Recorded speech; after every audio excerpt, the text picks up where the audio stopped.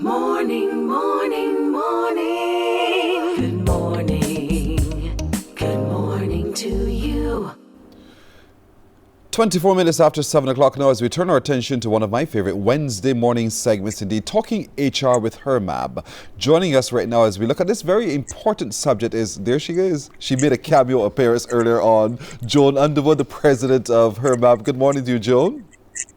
Good morning, Pearson. Good morning, Barbados. It is so good as always to see you. I feel very comfortable that I'm going to get real knowledge right now. Because we want to look today at 7 ways that change management strategies fail. I know a lot of businesses are looking critically at what they do and how they do what they do. And so we all get all gung-ho. Let's have change management. We're going to change the way we do everything. But there are reasons why they fail. Let's walk it through one by one. Let's start there. Where do we start in looking at this and assessing this subject?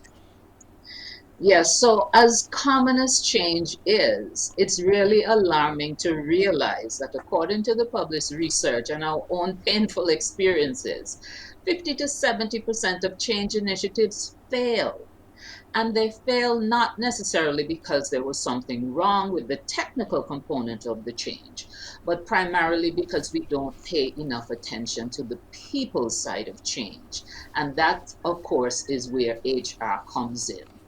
So, first reason why most change initiatives fail is that we don't actually have a strategy for the change. And again, I make the distinction between the project management component and the people leadership component, the people engagement component. So, that strategy needs to be developed before you even start the change. You really have to lay the foundation, be prepared with a comprehensive strategy for both the technical and the people components of the change. So that's the first thing, either no strategy or poor strategy. So we start with internal discussions with the people. Is that what you're saying to us is to do? Absolutely. And in saying that, you've touched on another one of the reasons, which is the lack of communication. Because we tend to make our arrangements in, some secluded office with the higher ups in there. And then when we're ready to roll out, that's when everyone else is finding out about what's happening. You really do need to engage people to initiate the change because they need to be part of the process from the get-go. And HR needs to be in the room, not that you call them in afterwards and say, here's what we're doing, go do it. But, there are times when the leader says, they have to do what we said. We set the pace, we set the tone. And so they will follow. But they're fearful that if you bring in the masses will somehow railroad the objective here. How confident should one be as an HR practitioner to be able to say to them, no, we need to bring in the masses from the get-go? Yeah, because the thing is, that fear of how people will respond, excluding them from the process does not make the possibility of them resisting go away. In fact, I would put it to you that it enhances the possibility that there will be resistance because they get blindsided. So the thing is to build your coalition from the beginning of the process. Have them be a part of the process because there's a saying that it's not that people resist change, people resist being changed. So if they feel that they're the objects of what's happening as opposed to being subjects, partners, engaged in the process, then your chances of having resistance are going to increase. So yes, one strategy is to say, well, let's keep them in the dark until the last possible minute. Well, Yeah, you're doomed to failure when you do that indeed. But you can have some rebel rousers in the organization. You don't want to have that. That's too much pressure. And so you figure, you know what, let me design this and say to them, this is what it is. But you're saying to me, it is okay, it's good to actually have those people in there because they offer an alternative perspective that perhaps we didn't pay attention to. And it helps us to get, once we get their cooperation, to drive the process forward a whole lot easier.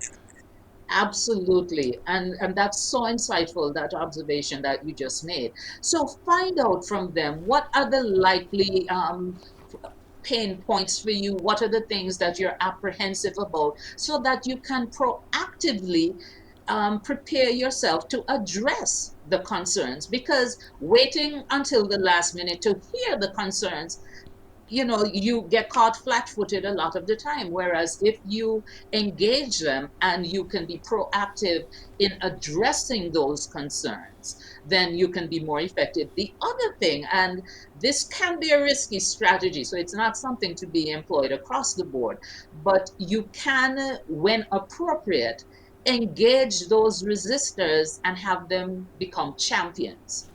And by having them articulate what their concerns are, having them participate in the brainstorming of solutions or ways to mitigate the risks that they've identified, and then engaging them as advocates for the change once you've addressed their concerns.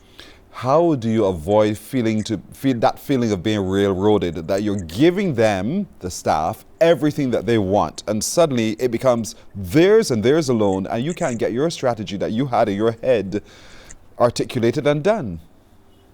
Well, yeah, it's difficult to envision that happening, because at all times you have to take ownership of the process. Huh? You're bringing people in a coalition, but you're not abdicating your responsibility. So you would have come into this with a compelling why. You also have identified your what, and you have, with your people, worked out the how of it and communicated it to them. Always keep your vision in mind. Be very clear, have a clear message, a concise message, because if it's going to take you half an hour to explain it to people, their eyes are going to glaze over and you're going to use them. So have a clear, concise message which you repeat consistently to keep people on track, to keep their eye on the prize. But don't set your horizon so far out that people become disillusioned and they become weary with it. In addition to having that long-term vision of where you're going with this change, it's also important for you to have short-term wins and milestones so that you can track your progress and celebrate the progress, so that people don't get fatigued in this change and feel that, oh man, we've been doing this forever and I'm not seeing any light at the end of the tunnel. To sit down, strategize, set milestones, be able to acknowledge when those milestones are met, celebrate those milestones as well. Because it's one thing to have a strategy, but if it's not properly policed, monitored, celebrated, then it's not going to take root. Because we're talking about cultural change, aren't we? And sometimes, adjusting that expectation based upon one's past experience is difficult to do. Indeed. And again, Pearson, you've mentioned culture. And, for people, so what's this thing about organizational culture? I mean, the simplest way that I've found to understand and to communicate it to people, culture is simply the way you do things around here, right? And there's a saying that culture eats strategy for breakfast. So you can come up with the most elegantly crafted strategy. If your culture says that's not how we do things around here, then you're doomed. So it's important for you to work within the culture of the organization. And when you're talking about cultural change, you need to acknowledge that that's exactly what you're doing, so that we're changing the way we do things around here. Here's why we're doing it. Here's the benefits of doing it. And here's how we do it together. Indeed. So in case you missed it, let me repeat some of those areas that it can fail in, folks. So you need to start, if you start with an incomplete or poorly defined strategy, you're doomed for failure. If you follow a strategy that is too rigid and inflexible, you're doomed for failure. If there's a lack of effective communication, failure. If you fail to identify and address the resistance, failure. If you there's a disconnect between the strategy and the culture, failure. If you set unrealistic expectations, you're doomed for failure. And if you do not create that environment where you celebrate those small wins, we have a problem here. You're heading for failure. So these are some of the problems that you need to overlook, and not just overlook, but really to pay attention to fix if you're going to effectively change management strategies in your particular organizations. Joan, as always, time is against us, but I thank you so much for joining us again. I want to remind folks, membership brings benefits. I always say this, go to the website HRMAB.org.bb to learn more about how you can become a member and how you can benefit from all of the services offered therein indeed. And as always, I look forward to Wednesday again, where we have another Talking with HR. With HRMAB. Thank you so much. Just before I go, Pearson, when our folks visit the website, do remember to sign up for bootcamp. because Yes. managing change is one of the pillars. So we told you what goes wrong with change management. At bootcamp, we're going to tell you how to fix it. There you go. And the boot camp is happening in March. So sign up today indeed. Thank you, Joan. Good to see you again. Thank you. Take care. Bye-bye. You're welcome indeed. Thank you. Joan Underwood, the president of HRMAB, reminding you about the boot camp that's coming up in March. The website, hrmab.org.bb. And why you, as practitioners of HR, you need to sit with the bosses and strategize with the masses about this new strategic management strategy that you're having. Morning, morning, morning. Good morning.